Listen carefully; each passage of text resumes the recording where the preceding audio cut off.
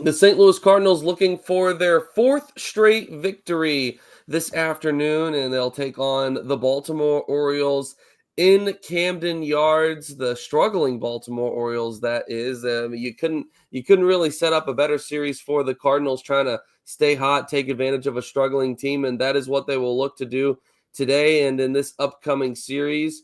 Thank you for joining us on Cards Up 365. He is Stefan Caray. I am Ethan Hannaford. As always, Cards Hub 365 is powered by Gray Bar here on Sports Hub STL and presented by DraftKings. The crown is yours. Stefan, how are you doing on this lovely Memorial Day Monday?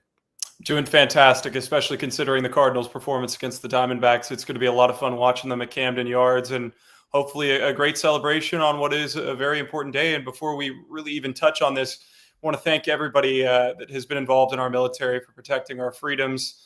The sacrifice does not go unnoticed, and this is such an important day that we celebrate. So to all families that have lost someone or have an active or inactive military member, thank you so much for your service. It is a sometimes a thankless job, but today we remember you, remember all that have sacrificed themselves so that we can talk about this great game and do all the other amazing things that we get to do. Very well said, Stefan. Appreciate you saying that on this very special day, honoring all of those who have lost their lives and sacrificed their lives so that we can have the freedoms that we are blessed with in this country. So the Cardinals, 4-3 winners yesterday. You talk about Saturday's game being a thriller. Yesterday's was just as exciting. The Cardinals winning those 3 games against Arizona in ways that it felt like last year they weren't able to do. All were close. All came down to the wire. All required good quality baseball. I know that Saturday there's a couple of bumps in the road late defensively, but in large part, the Cardinals playing very good, very smart, very clean baseball, doing the right things to be able to beat a solid team like Arizona. When you look at just the series as a whole, what do you take away from the Cardinals' ability to be able to sweep the Snakes? Well, they play such an exciting brand of baseball. And again, it's going to sound old-fashioned, but when you have a team like this that is very young and unproven at the major league level, like the Cardinals really do have, and are starting to prove themselves a little bit, you have to play the style of baseball that they're playing. You have to be good on defense. You have to be able to run bases, lay down bunts, manufacture runs, hit sac flies, all the things that they have been doing, especially because they're really lacking the long ball. They're in the lower third of the league in terms of home runs this season. And that's not necessarily a bad thing. They're 7 games over 500. Imagine if they did have a little bit more slug, they might be 10 games over 500, but you don't beat a team like the Diamondbacks, and you don't sweep certainly a team like the Diamondbacks if you aren't a very talented team. They've been able to pitch it, they've been able to pick it, they've been able to swing it, and they've been able to swing it at timely moments. So I think that this team has turned a corner. The schedule kind of loosens up for just a brief moment. The Orioles are really struggling. The Rangers have struggled a bit. Then you get the Royals and the Dodgers back at home. So these are an important 2 series for the Cardinals to maybe gain some ground. And if you end up losing some to the Royals and the Dodgers when you get back into town, which I don't think they will regardless, you're not too concerned about that. Sonny Gray yesterday throwing 6 innings, 9 hits allowed, 3 earned runs, striking out 5. What did you take away from his performance? And then we'll dive into the bullpen following. But overall, Sonny Gray keeping you in the game. Wasn't as impressive, I should say, as his prior start, right, where he went 7 shutout. But overall, a serviceable quality start from Sonny. As asked just a moment ago, what did you take away from his start? I think you can knock off about 2 of those runs. If you look at how he pitched and the locations with which he was pitching, the pitch that he threw to Eugenio Suarez in the first inning was a down and away slider that was just sort of dinked and dunked into right field, a defensive swing that resulted in 2 RBIs for the D-backs. He was pitching well. He was controlling the strike zone, wasn't giving away too many free passes. And Sonny Gray throws every pitch with such energy and such intent that seeing him get deep into the games can sometimes be difficult because he's throwing at 100% for 80 straight pitches. So give him credit. He kept the team in the game. He didn't allow it to snowball after the first inning. He really locked it down and allowed the bats to do what they do, which is come back and be this Cardinals team that that scratches and claws their way back into games. You look at who followed him in yesterday's outing, and Chris and I talked about this. It was either Chris and I on Saturday's post game, or it was Brendan and I on yesterday's 365. But talked about how you weren't going to be able to rely on Ryan Helsley, you weren't going to be able to rely on Kyle Leahy in yesterday's ball game to be able to get you through post Sonny Gray. Ollie Marmol was going to have to be a little bit creative in how he went about it. And once again, the bullpen gets the job done. John King, a shutout inning. Jojo Romero, a shutout inning despite the walk. And Phil Maton, despite the hit allowed, another a shutout inning for him. He strikes out too. So it still went down to the final or to the 27th out yesterday. But the bullpen being able to extend themselves out, proving that it is more than just your 7, 8, 9 guys. And they didn't even get into, guys like Gordon Graceffo and several others as well. What was the kryptonite of this team just a month ago has turned into one of the biggest strengths. I tell you what, you look at this team and you start to wonder where are the weaknesses at. Bullpen looked really good yesterday. Your takeaway? They look great. I mean, Phil Maton being able to lock it down with runners on second and third, 2 out, runners on first and second, nobody out. Again, still a very confounding decision, not to critique anything because I have a tremendous amount of respect for Torey Lovullo and the Diamondbacks. But you have Corbin Carroll, one of the fastest base runners in baseball, runners first and second, nobody out. You have the chance to, at the very least, move runners up to second and third with 1 out. And potentially, if Corbin lays down a good bunt, have bases loaded, nobody out, which could eventually set you up for the win. It gives you more outs to play with. Instead, they trust his hitting tools and he strikes out. He had an off series. Certainly by his standards, but you take advantage of maybe some strategic mistakes, and the Cardinals did that a lot in this series. When they put themselves in a hole, they found a way to redeem themselves. Jordan Walker was the prime example of that in Game 2, had another good game in Game 3, back-to-back multi-hit games. So I think that this bullpen is just sort of doing what every other facet of the team is doing. They're finding ways to get the job done. They're figuring it out. They're realizing their roles and getting comfortable with their roles, whether it's a 1-run lead or a 7-run lead. Now, I will say that in this game, it's going to be important to take a big lead. Get up by 4 or 5 by the 9th inning. And that might be wishful thinking. Again, I'm not trying to overlook the Orioles because they have been one of the best teams in the American League over the last few seasons, and they have good pieces.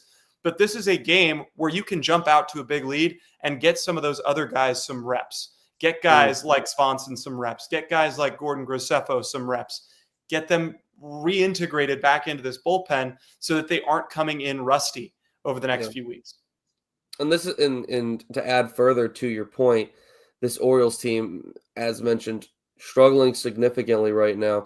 And it's so odd, right, to find them in the place that they are with the amount of talent, young talent that they have specifically on the offensive side. It's a young club that is still learning what winning looks like. And I believe that when you have a young club like this, they're going to have a harder time being able to respond when you take into context what they are right now, how bad they've been performing. It's a little bit relentless, but a knock them while they're down kind of situation. And if you're able to do that today, if you're able to jump out early against the pitching today for Charlie Morton, for Baltimore, then who knows what can happen, and you may have just won yourself a game in the first 2 innings of the game or something. So Cardinals need to continue being aggressive at the bat rack. That's something they've been doing very well. You mentioned Jordan Walker, 2 more hits yesterday, batting over 400 in his last 7 games now. Continues to hit. I'm not sure if it was a specific at bat during this previous series, or there was a certain moment, or if it's just been continued repetition, at bats that he's getting and seeing and adjusting. What have you taken from Jordan Walker and the work that he's been able to do to contribute a little bit more to this lineup here in the past 5 to 7 games? His plate discipline's been so much better. He's not swinging at that low slider. He's taking close pitches rather than extending on them. And again, you'll see him strike out looking a couple times a series. Now, that's not necessarily a bad thing, depending on the spot, right?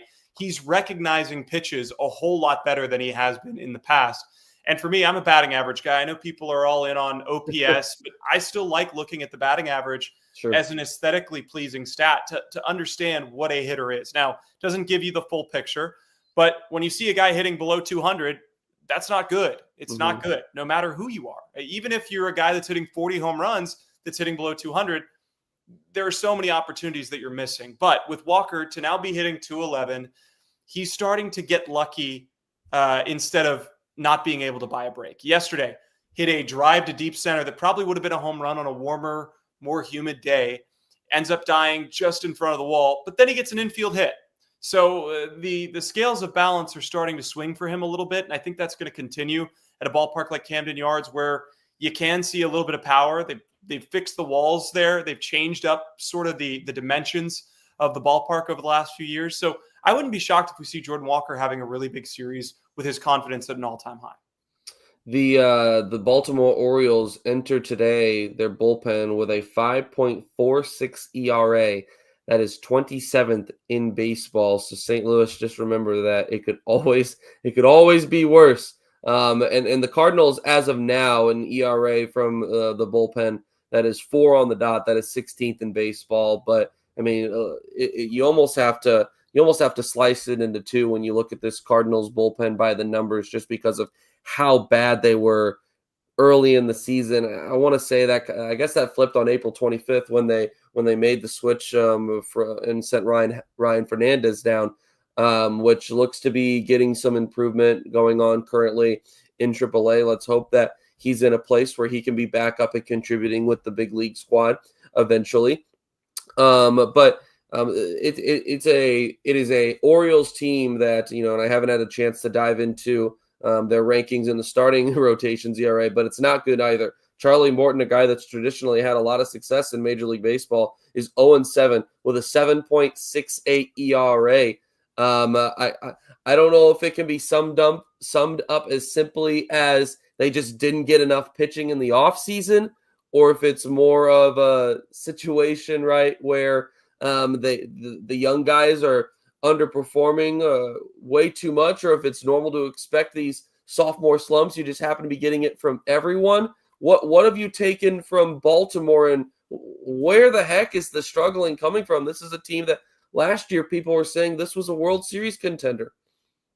Yeah, it makes no sense to me. You look at their starting rotation, you wonder, how did you get to this point? Well, you lose Corbin Burns. That's a huge, huge thing. That's a pitcher that gives you a chance to win every single time. Povich was on the IL to start the year. You've had tons of injuries. Grayson Rodriguez, I mean, their rotation has been just rattled with injuries to start, and they don't have a ton of young starting pitching. Every time you see MLB Pipeline posting, it's about another bat that they have in the minor leagues right now. Vance Honeycutt, Enrique Bradfield, Kobe Mayo, Samuel Basayo, all these guys are hitters. And at some point they need to make the decision, okay, who's going to be our major league club on offense? Now, they have talent out the wazoo in the minor leagues, but they have an outfield defense that's assembled from free agents. Dylan Carlson, Tyler O'Neill. I mean, they do not have the young team that maybe they had 2 years ago or even last year. Back-to-back 90-plus win seasons. They won 101 games 2 years ago. Now, let me just read some figures for you that'll really, I think, put this into perspective. Win yesterday, Orioles have the second worst record in the American League. They're 18-34. That's through 52 games. Through 52 games last year, what do you think their record was? Oh, I mean, honestly, it could have been close to flipped. I'm saying at least 30 wins at this point. It's 34-18. It was flipped on the dot. So they are at the complete polar opposite of where they were last year. Henderson started on the IL. So again, they had to work back into things, but they don't have quite the same squad that they used to. Offensively, they ranked 22nd in average. That's a 234 clip for the team. 22nd in OPS, 688. So they're hitting below 700. There's not much slug. Also, they lost Anthony Santander to the Toronto Blue Jays. So they've missed a lot offensively as well. They have the second highest ERA in baseball, 5.52. So they just haven't been able to get it done. They have not been able to be quite the team that we're used to seeing. They're 7-17 against teams above 500. So I don't know what's going on in Birdland, but this is not the same Orioles team that we've been seeing over the last few seasons, and it's almost been out of nowhere. This has been a disaster class. They fired Brandon Hyde about 9 days ago, replaced him with the bench coach, and that's just, I think, added to the concern of what this team can be.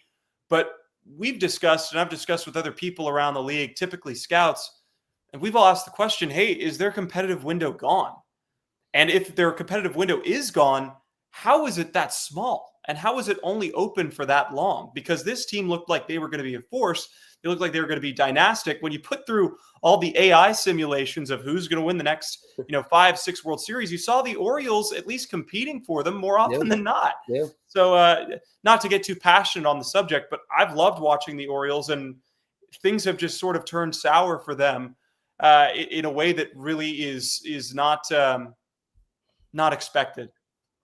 Yeah, I mean, when you look at this lineup, and I mentioned a second ago, is it just a bunch of guys that are going through sophomore slumps, or not necessarily in their second season, but a lot of these guys are still very young. Jackson Holiday still hasn't quite figured it out at the major league level. We know that Gunnar Henderson had a great season last year. Kjerstad, I don't know if he's quite figured it out yet. Colton Cowser, there's a lot of potential talent in this lineup, and a lot of guys that you looked at going into the season. You said, "Oh yeah, those guys are ball players. They're gonna continue to figure it out."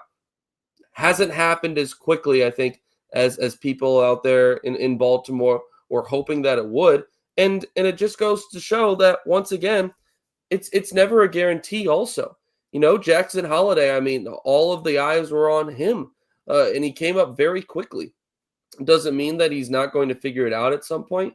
It doesn't mean that. I mean, with as much talent as he has, it seems, or had coming up, wouldn't surprise me if at some point he figured it out and he got going.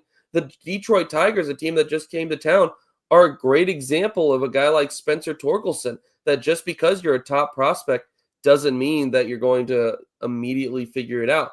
I don't know if anyone had the guys that Baltimore had coming up pegged for that, with how many top picks they had for how many years in a row. So it's going to be interesting to keep an eye on some of these young guys for Baltimore. I put the starting rotation and the lack of success more so on the front office. Yes, they had some pieces, right? But the depth wasn't quite there to be in a situation to where, even the Cardinals are, where, everyone wanted them to throw out these veterans, right? They have these veterans, and unfortunately, they've been able to stay healthy. But they have some of these guys, and that has led to the success of their starting rotation. They don't have that in Baltimore, so as a result, they're very backed up. They're running on fumes out there, pitching wise. And so that's more so my big concern, because I think that this lineup is way too good, has way too much potential to not put it together, to not figure it out. Some of these guys have shown the potential at the major league level. Adley Rutschman, Gunnar Henderson. And so I think, in my personal opinion, it's going to come together at some point. Right now is just such a freak outlier season, but with guys this young, it can be damaging depending on how you go about it. How do you respond? How do you who do you hire to bring in to make sure you get these guys right? The Cardinals have proven how important that is in a season like this. So it's going to be very interesting to see what can happen in Baltimore. I can tell you this much, Stefan. There is a much happier Birdland in the Midwest right now than there is out east, and that is for sure.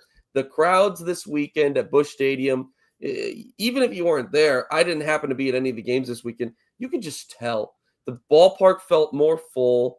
It was a loud and interactive crowd. I think 34, 36, right in that range all weekend. Still not quite to what the Busch Stadium of old. I hope that we can get back to consistently having 40 on a night in, night out basis. Not there yet, but the crowds, I think, played a big part in this weekend's contests and being able to keep the club in it in some situations where you're thinking, oh yeah, this game is over. There's no way that they're coming back from this. that played this weekend, in my opinion. Stefan? It absolutely did. And I think you look at a team like the Diamondbacks that have been sort of affectionately donned the nickname the answer backs. Well, the Cardinals were the answer backs this weekend.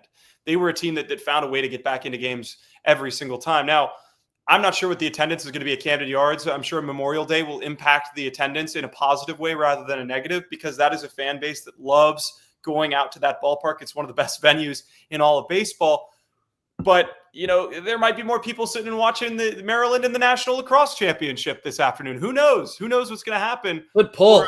for Baltimore. So this is a huge series for the Cardinals. I asked yesterday to Grant Salzman, hey, do you think there's a possibility that the Cardinals are 10 games above 500 during this stretch? And I don't think it's impossible. Now, it might be wishful thinking, but they've surprised me at every turn. Did I think they were going to sweep the Diamondbacks coming into this weekend? Absolutely not. Was it possible? Yes. But did I think they were going to? No. I didn't think they were going to. Taking 2 out of 3 was my bet on that because of how well they played at home. But the D-backs are a really tough team. Now you have a team like the Orioles. You can't lose the plot. You cannot lose the plot. Just like you did with the Washington Nationals. They're a team that's struggling. Yeah. You got to keep them down. Let it be somebody else who lets them get hot. Let it be another team that lets them get hot. But for the Orioles, even if things do turn around for them, they're 14 games back of first in the AL East. 14 already. And that's such a difficult thing. They've been outscored by the second most runs in baseball, 95 runs this year. That's second only to the Colorado Rockies, who have been outscored by 171. So these two teams are being likened to one another for reasons that are just unbeknownst to the typical baseball fan. I don't think they're going to go into a hard rebuild. If you're Baltimore, I don't think you need to. I think you really need to assess the pitching. Yeah. Because a few years ago, you had Jack Flaherty, you had Dean Kramer, you had Grayson Rodriguez, you had Cade Povich, you had all of these starters. Even Corbin Burns, that were able to hold your rotation. I know you don't follow the minor leagues probably quite as much as I do just because of where I was the last few years, but I couldn't name a Baltimore Orioles farmhand starting pitcher. I couldn't do it. I couldn't do it if you asked me to. So that's the thing. I could name a couple of their position players, but that's a big concern. They're going to be kind of like the Cardinals, where they're not rebuilding, but they're refreshing next year. Build around guys like Henderson, Holiday, Kauser, of course, Heston Kjerstad. I think that you're going to start to see them finding the right pieces to assemble this team, but not fully commit to saying, hey, we're mailing it all away, because they have the assets to do that.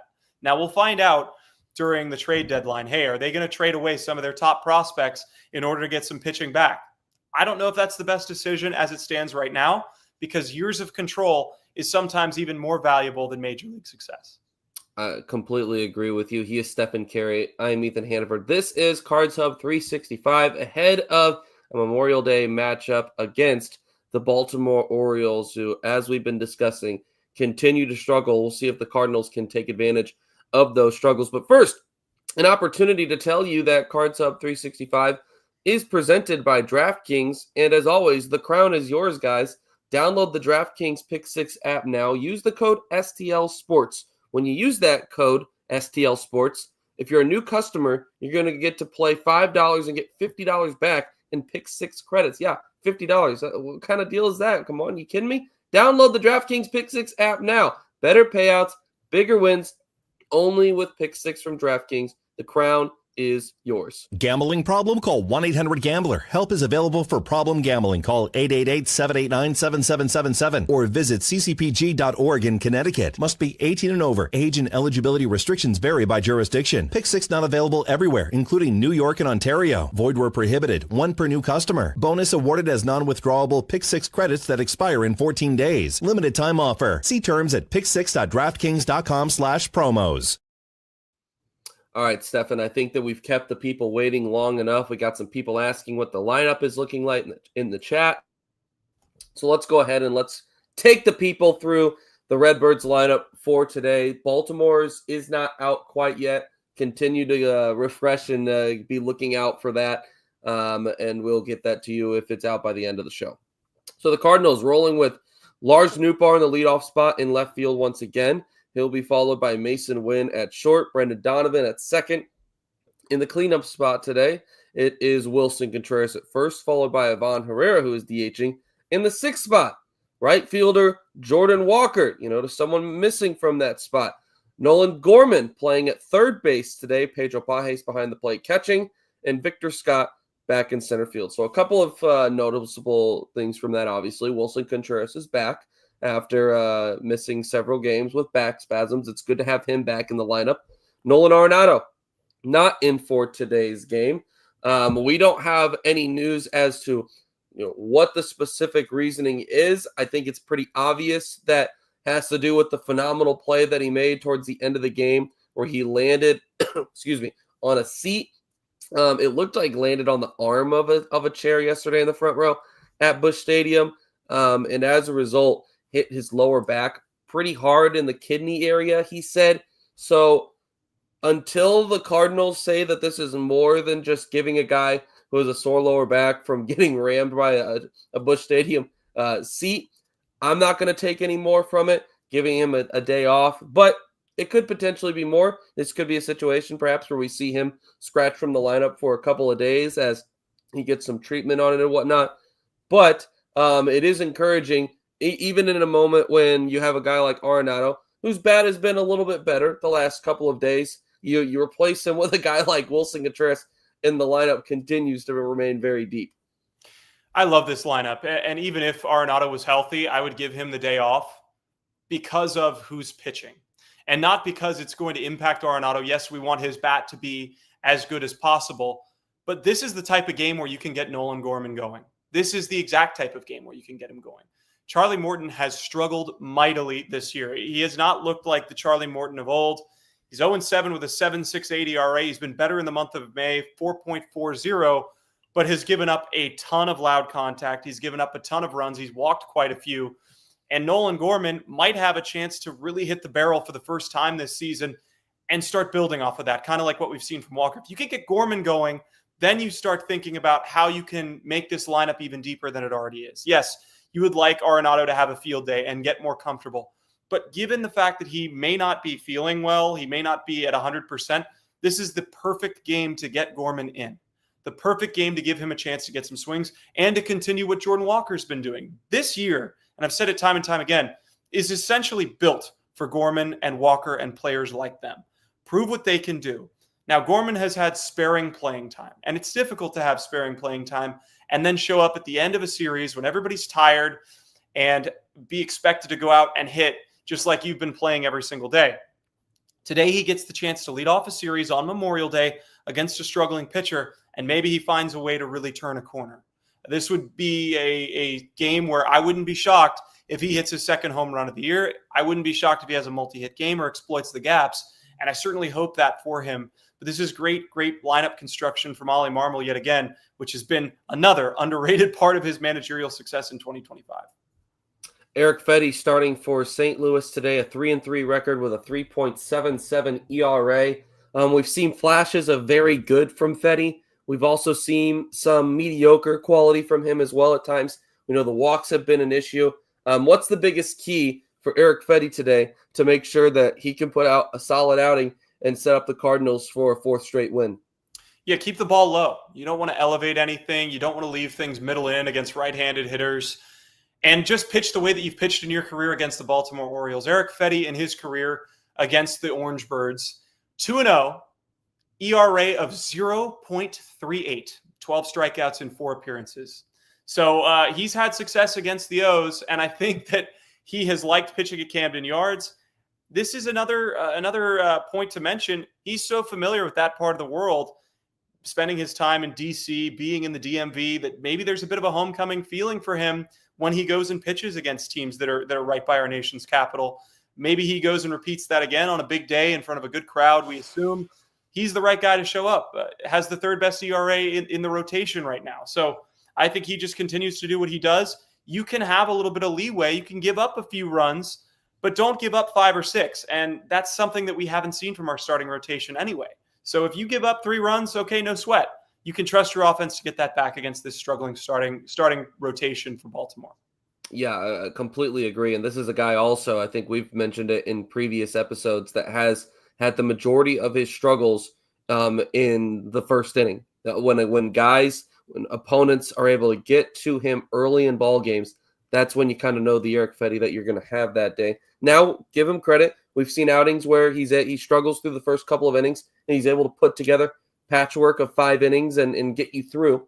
Let's hope that that's not the Eric Fetty that we get today, that we get the one that has been very excellent and has been able to shut down lineups from the start. And let's hope that, as mentioned, the Cardinals can get their 4th straight victory today. Stefan, before we wrap, any final thoughts or comments? Yeah, the Cardinals have been great in game ones this season. They've scored a lot of runs. So I think they have a chance to do that again against the Orioles. It's going to be so much fun to see them continuing to take their strides. The Cubs aren't giving an inch, though. So you got to take care of business. This is an easier stretch of game for the Cubs, and the Cardinals are going step for step with them. This is a chance where, hey, you swept the Diamondbacks. You've proven yourself you could sweep the D-backs. You've proven yourself you could sweep teams like the Pirates, like the Nationals. Go ahead and sweep a team like the Orioles, or find a way to take 2 out of 3 and set yourself up nicely for a solid road trip. Eric Fetty versus Charlie Morton, 2:05, first pitch out east at Camden Yards in Baltimore, Maryland, where the Cardinals will face off against the Baltimore Orioles in a Memorial Day matinee matchup. Looking forward to the coverage in the postgame, and appreciate you, Stefan, joining me on this lovely Memorial Day morning. Hope you enjoy your day, and we appreciate all of you for taking time out of your holidays to join us as well. We appreciate it always, all of you viewers out there. This has been Cards Hub 365 on Sports Hub STL. We will see you in the postgame.